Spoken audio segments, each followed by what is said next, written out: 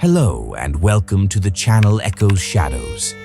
Today we are going to explore 3 chilling stories of people who had paranormal encounters while they were home alone. From unexplained presences to scratches in the middle of the night. Watch until the end and discover what might be lurking in the darkness of your own home. Subscribe to the channel so you don't miss the upcoming stories. Thank you very much.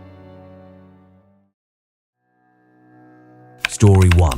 The Presence in the Dark. My name is Michael. I'm 28 years old and I live in Portland, Oregon, in the Pearl District neighborhood. I work as a software developer, and most days I spend at home since I'm working remotely. I've always been pretty skeptical about stories involving ghosts, spirits, and that kind of thing. For me, it was always easier to believe that everything had a logical explanation. That is, until that night.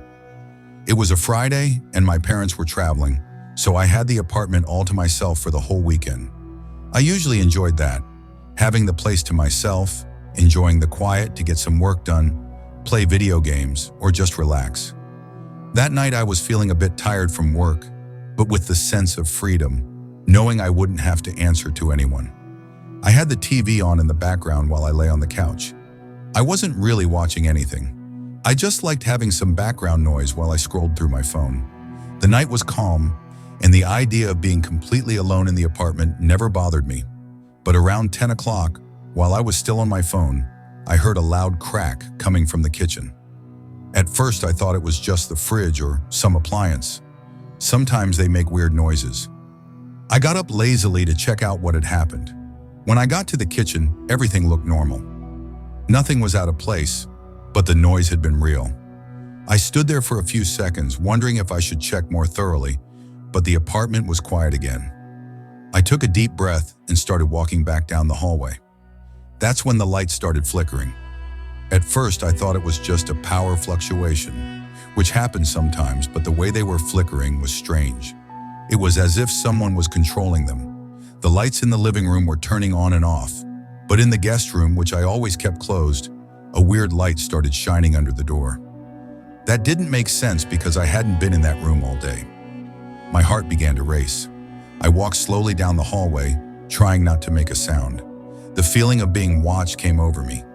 When I got close to the door, I saw that it was slightly open. The problem was, I was sure I had closed it earlier. A cold draft passed over me, like someone had just walked out of the room. I didn't want to go in, but something inside me needed to know what was going on. I pushed the door open slowly, and the room was bathed in an eerie dim light, even though the ceiling light was flickering. A chill ran down my spine, and when I finally worked up the courage to step inside, that's when I saw it. In the corner of the room, near the window, a figure stood. It looked like a person, but it was translucent, almost invisible. I froze. It was a woman. She stood with her back to me, her long, disheveled hair draped over her shoulders. It seemed like she was lightly floating, not touching the floor. I don't know how long I stood there, unable to move, but time seemed to stop. My mind struggled to find a logical explanation, but nothing made sense. That thing was right there in front of me, and I didn't know what to do. When I tried to take a step back, the figure began to slowly turn around. My heart was racing. I didn't want to see her face. Something inside me told me not to, but it was too late. She turned completely, and the face I saw wasn't human.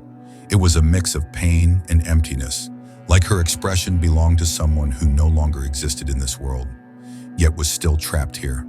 Her eyes, they were hollow like dark pits pulling me in.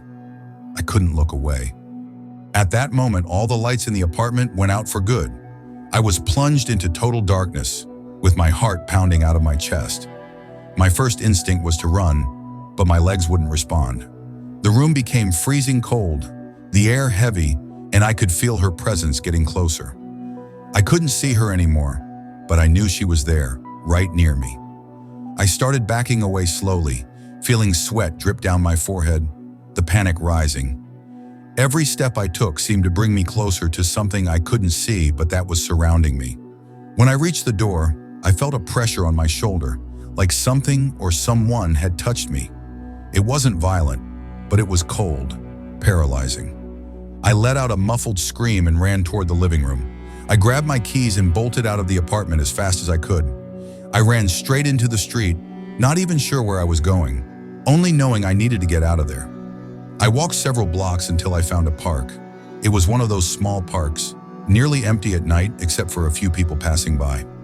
I sat on a bench trying to calm down. The cool night air helped me breathe again. Gradually, I began to relax, but the feeling that something strange had happened wouldn't leave my mind. None of it made sense. What was that thing? I didn't know what to think or what to do. I just sat there, staring into the distance, while I tried to organize my thoughts.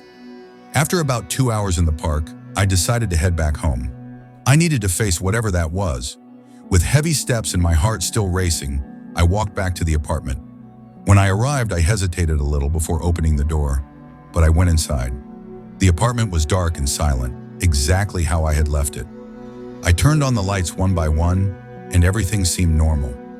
I glanced at the guest room from a distance, but I didn't have the courage to go in again. I walked past the door and went straight to my room. I shut the door behind me and sat on the bed, trying to make sense of what had just happened. The apartment was completely silent. I picked up my phone and, out of habit, checked the time. It was already past 2 in the morning. Everything seemed as it always had, but I knew somehow that experience had changed everything for me. Since that night, whenever I'm home alone, I feel like I'm not really alone. Even when the apartment is quiet, sometimes in the middle of the night, I hear that crack in the kitchen or feel a cold draft in the hallway. I don't know what that thing was that I saw that night, but I know it wasn't my imagination. Something was there, and maybe it still is. Story 2. The weekend we will never forget. I always thought that a weekend in an isolated cabin would be the perfect way to escape the craziness of the city. My name is Andrew. I'm 32 years old and I work as an advertising agent in New York City. Lately, my routine has been exhausting. My wife, Emily, is a photographer, and between her shoots, she's been just as worn out as I am. We both needed a break. So we decided to spend a weekend in a secluded house in the mountains, near Lake Placid, New York. It seemed like the perfect retreat to relax and enjoy the cold weather. We found the house on a rental website, and it looked amazing in the pictures. Isolated in the mountains, it had that rustic style, with a fireplace and huge windows overlooking the surrounding forest. It seemed perfect. On the drive up, our excitement only grew. Everything was going well until the road began to narrow, and the trees, which at first seemed peaceful, began to close in around us. At that moment, a strange chill ran down my spine, but I brushed it off. It was probably just the anticipation of finally arriving. When we got there, the house looked just like the pictures, but something felt off. Maybe it was the cloudy weather, or the fact that we were so far away from everything, but there was something unsettling about it. Emily, on the other hand, was thrilled and immediately started taking pictures of the place. I tried to relax, telling myself it was all in my head. As the afternoon passed, we unpacked and lit the fireplace. Everything seemed peaceful, and I was starting to feel that calm we had been looking for. That's when things started to get strange. It was around 8 p.m. We had just finished dinner, and I was sitting on the couch watching TV while Emily cleaned up the kitchen. Suddenly, I heard a noise from upstairs. It was like something was being dragged across the floor. I looked over at Emily, and she had heard it too. "Must be the wind," I said, trying to sound casual. But deep down, I knew the wind didn't make furniture move. We went upstairs to check it out. The house had an upper floor with 2 bedrooms. Every step on the stairs creaked in an eerie way, and the tension in the air was heavy.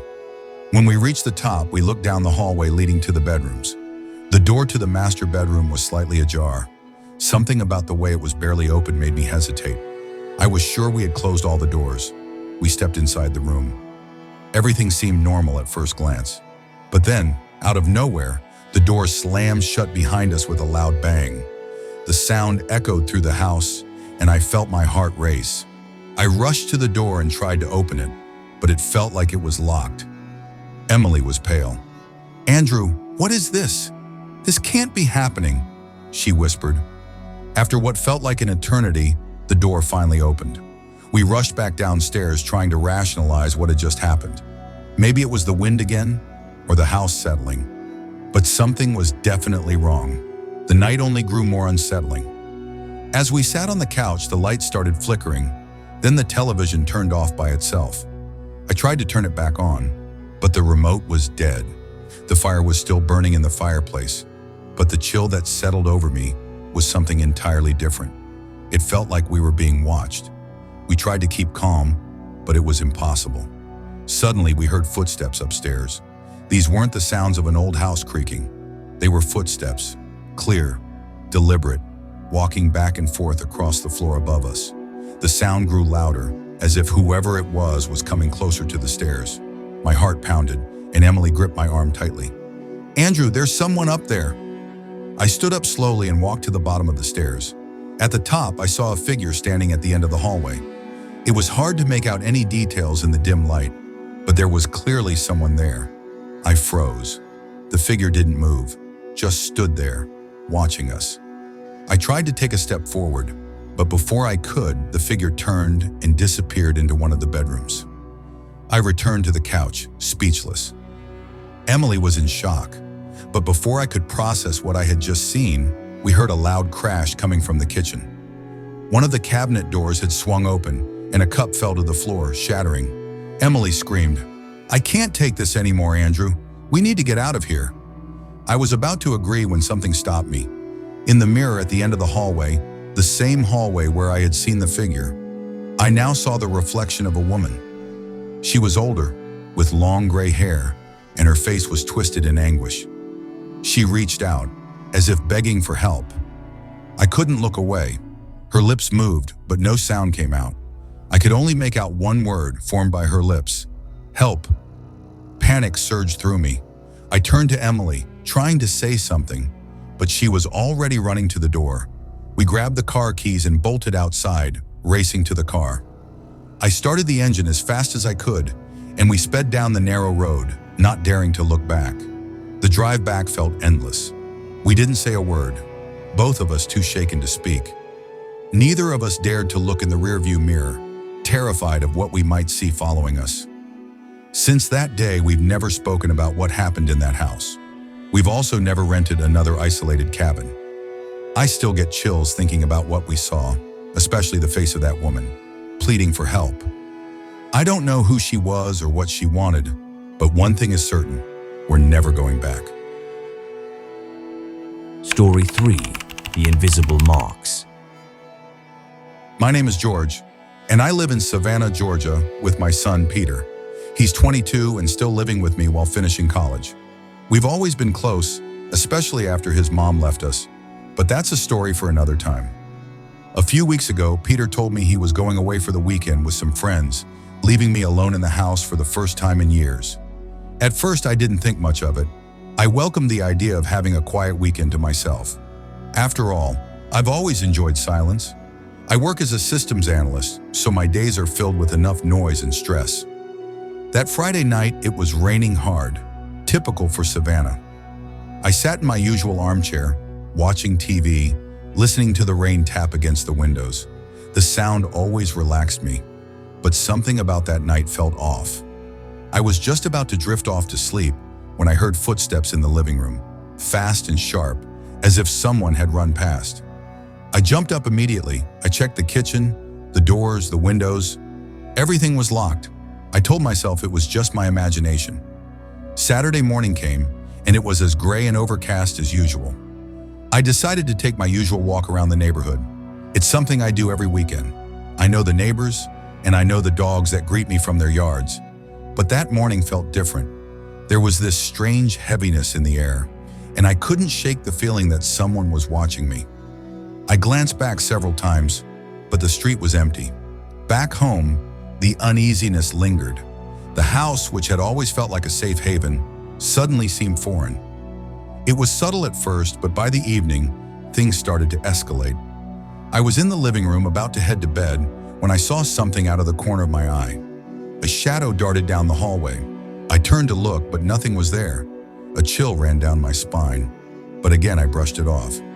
It's just your mind playing tricks on you, I thought. I lay in bed that night, tossing and turning, unable to sleep. Hours passed, And then I heard it. Whispers. At first they were faint, distant, like they were coming from somewhere inside the house. I strained to hear, but the words were incomprehensible, more like murmurs than actual sentences. The whispers seemed to be coming from the hallway. With my heart pounding, I got out of bed and went to check. The hallway was empty, but the feeling that I wasn't alone lingered. I returned to bed, trying to convince myself it was nothing. But when I stepped into the bedroom, I froze. In the reflection of the window, I saw a figure, a dark, motionless shadow standing near the door. I looked directly at the spot, but no one was there, only in the reflection. For a moment, I thought about grabbing my keys and leaving the house, but something held me there. Maybe it was curiosity, or maybe it was fear. I stood there staring, my heart racing, waiting for the shadow to move. When I finally looked back again, it was gone. The night dragged on, with the whispers continuing intermittently. The sense of being watched never left. At some point, I must have drifted off, but it was far from restful. I woke up several times during the night, always with the eerie feeling that something was hovering just out of sight. On Sunday morning, I woke up with a dull ache in my back. At first, I thought I had just slept wrong, but when I looked in the mirror, my stomach dropped. 3 long scratches ran down my back, red and inflamed, but not bleeding. The worst part was that the scratches weren't random. They looked deliberate, like they had been made by a hand, a large hand. I tried to come up with a logical explanation. Maybe I had scratched myself in my sleep, but looking at the marks again, I knew that wasn't possible. They were too long, too perfectly aligned. I was in shock. Running my hand over the scratches made my whole body feel cold. The rest of the morning was a blur. I couldn't stop thinking about the scratches and the visions from the night before. And the worst part was that the feeling of being watched was still there. I went into the living room, trying to distract myself, but as I sat on the couch, I saw the same shadow again. This time, it was moving slowly toward me, gliding across the floor. I blinked, trying to focus, but just like before, the shadow vanished the moment I tried to get a clear look. It couldn't be real, I told myself, but deep down, I knew something was wrong. Every step I took in that house felt like I was getting closer to something terrible. By late afternoon, I couldn't take it anymore. I grabbed my keys and left the house, driving straight to my brother's place on the other side of town. When I showed him the scratches, he just stared, speechless, his face pale. He didn't laugh, didn't joke like I hoped he would. He just nodded and told me I should stay the night. I never went back to that house alone again. And Peter, he never knew what happened. I made sure of that. But I know one thing for certain. There's something in that house, and whatever it is, it's still there, waiting.